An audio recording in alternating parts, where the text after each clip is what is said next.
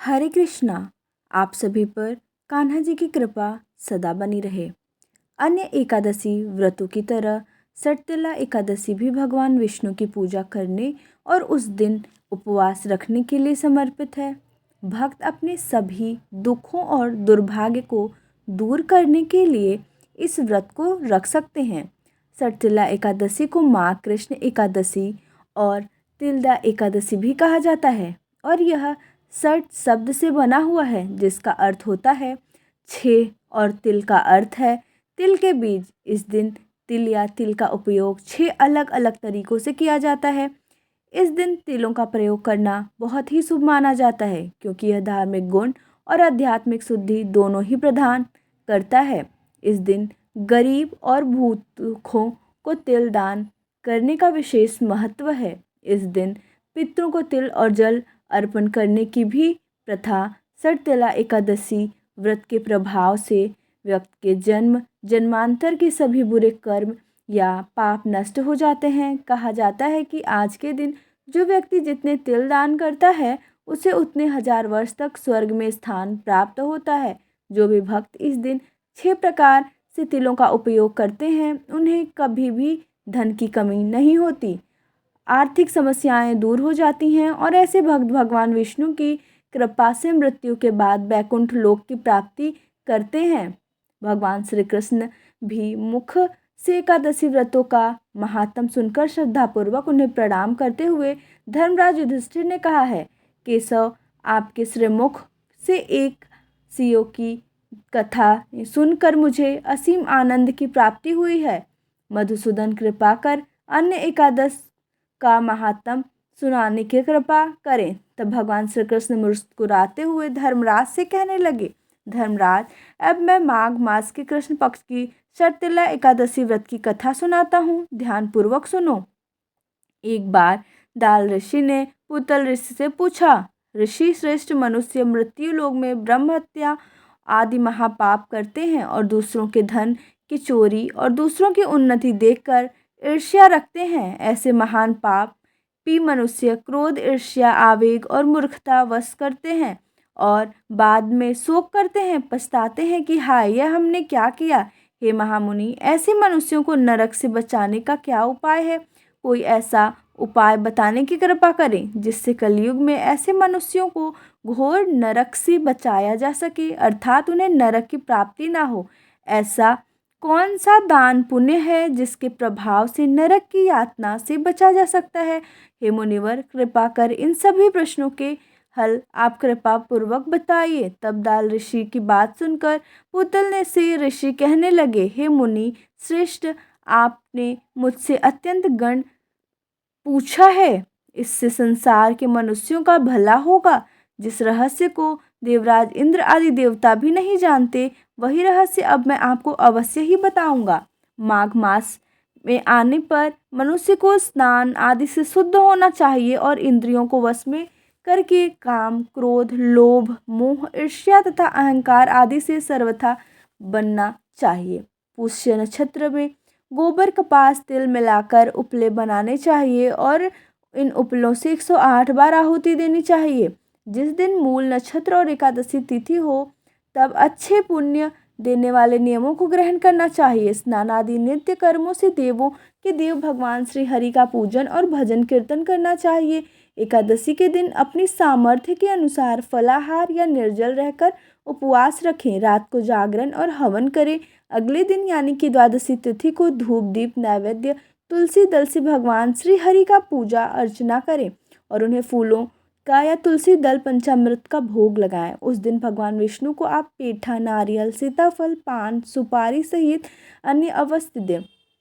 इसके बाद उनकी स्तुति करें कि हे जगदीश्वर, आप निराश्रित को शरण देने वाले हैं, आप भवसागर में डूबे हुए का उद्धार करने वाले हैं। हे कमल नयन, हे मधुसूदन, हे जगन्नाथ, हे पुण्यरिका, आप श्री लक्ष्मी जी सहित मेरे इस अर्घ को स्वीकार कीजिए। इसके बाद ब्राह्मण देवताओं को अपनी सामर्थ्य के अनुसार तिल से भरा हुआ घड़ा और वस्त्र, दान, दक्षिणा, भोजन इत्यादि जरूर दें। अगर संभव हो तो ब्राह्मणों को और तिल का दान करना चाहिए। इस प्रकार मनुष्य जितने तिलों का दान करता है उतने ही सहस्त्र स्वर्ग में वास करता है। इस दिन तिलों का इन 3 प्रकार से प्रयोग अवश्य ही करना चाहिए। तिल से स्नान, तिल का उपतन, तिलों का एक तिल का हवन, तिल का भोजन और तिलों का दान। इस प्रकार 6 रूपों में तिलों का प्रयोग ही षटतिला कहलाती है। इससे अनेकों प्रकार के पाप नष्ट हो जाते हैं। ऐसा कहकर पुतल से श्री ऋषि ने कहा, अब मैं एकादशी की कथा सुनाता हूँ। एक बार नारद जी ने भगवान श्री हरि से तिला एकादशी का महात्म पूछा। वे कहने लगे, हे प्रभु, आप मेरा प्रणाम स्वीकार करें। नारायण नारायण प्रभु, षटतिला एकादशी के उपवास का क्या पुण्य प्राप्त होता है, उसकी क्या कथा है, कृपा कर मुझसे कहिए। नारद जी की प्रार्थना सुनकर भगवान श्री हरि कहने लगे, हे नारद, मैं तुम्हें प्रत्यक्ष देखा सत्यव्रता सुनाता हूँ, ध्यान पूर्वक सुनो। बहुत पहले मृत्यु लोक में एक ब्राह्मणी रहती थी। वह सदा व्रत उपवास किया करती थी। एक बार वह 1 महीने तक उपवास करती रही, जिससे उसका शरीर बहुत दुर्बल हो गया। वह अत्यंत बुद्धिमान थी, फिर भी उसने कभी देवताओं और ब्राह्मणों के निमित्त अन्न आदि का दान नहीं किया। मैंने चिंतन किया कि इस ब्राह्मणी ने उपवास आदि से अपना शरीर तो पवित्र कर लिया और इसको वैकुंठ लोक भी प्राप्त हो जाएगा, किंतु इसने कभी अन्न दान नहीं किया है। अन्न के बिना जीव की तृप्ति होना कठिन है। ऐसा चिंतन कर मैं मृत्यु लोक में गया और उस ब्राह्मणी से अन्न की भिक्षा मांगी, जिस पर ब्राह्मणी कहने लगी, हे योगीराज, आप यहाँ किस लिए पधारे हैं? तब मैंने कहा कि हे देवी, मुझे भिक्षा चाहिए। इस पर उसने मुझे एक मिट्टी का टुकड़ा उठाकर दे दिया। मैं उस मिट्टी के टुकड़े अर्थात पिंड को लेकर ही स्वर्गलोक को लौट आया। कुछ समय बीतने पर वह ब्राह्मणी शरीर त्याग कर स्वर्गलोक को आई। मिट्टी के पिंड के प्रभाव से उसे उस जगह एक आम वृक्ष सहित कुटिया मिल गई, किंतु उसने अपनी उस कुटिया अर्थात उस घर को अन्य सभी वस्तुओं से खाली पाया, जिससे वह घबरा कर मेरे पास आई और बोली, हे प्रभु, मैंने तो अनेकों व्रत आदि से सदा आपका पूजन किया है, किंतु फिर भी मेरा घर अन्य वस्तुओं से खाली है। इसका क्या कारण है? तब मैंने उससे कहा कि हे ब्रह्माणी, तुम अपने घर जाओ और जब देव स्त्रियां तुम्हें देखने आए तब तुम उनसे षटतिला एकादशी व्रत का महात्म्य और उसका विधान पूछना। जब तक वह ना बताएं तब तक द्वार मत खोलना। प्रभु के ऐसे वचन सुनकर वह अपने घर गई और जब देव स्त्रियां आईं और उससे द्वार खोलने के लिए कहने लगी, तब ब्राह्मणी ने कहा, अगर आप मुझे देखने आई हैं तो पहले मुझे षटतिला एकादशी का महात्म बताइए। तब मैं उनमें से एक देव स्त्री ने कहा, यदि तुम्हारी ऐसी ही इच्छा है तो ध्यानपूर्वक सुनो। मैं तुमसे एकादशी व्रत और उसका महात्म विधान सहित बताती हूँ। जब उस देव स्त्री ने षटतिला एकादशी का महात्म सुना दिया तब उस ब्राह्मणी ने भी द्वार खोल दिया। देव स्त्रियों ने ब्राह्मणी को सभी स्त्रियों से अलग पाया। उस ब्राह्मणी ने देव स्त्रियों के कहे अनुसार फिर षटतिला एकादशी का उपवास किया, जिसके पुण्य प्रभाव से उसका घर भी धन धान्य से भर गया।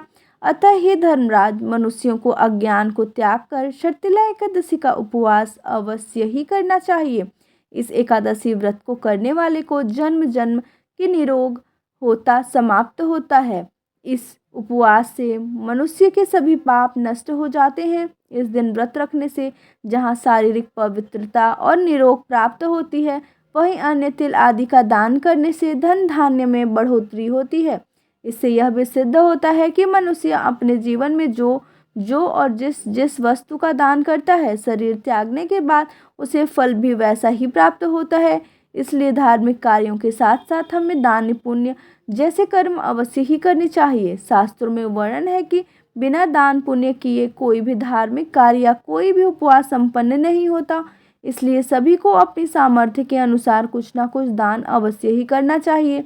एकादशी का उपवास रखने वाले भक्तों को द्वादशी तिथि के दिन ही अन्न का दान करना चाहिए। अन्न का पूरी तरह से त्याग किया जाता है। यह भी आज की इस वीडियो की जानकारी अच्छी लगी हो तो वीडियो को लाइक करके कमेंट बॉक्स में विष्णु भगवान की जय लिखना मत भूलिएगा। जय श्री कृष्ण।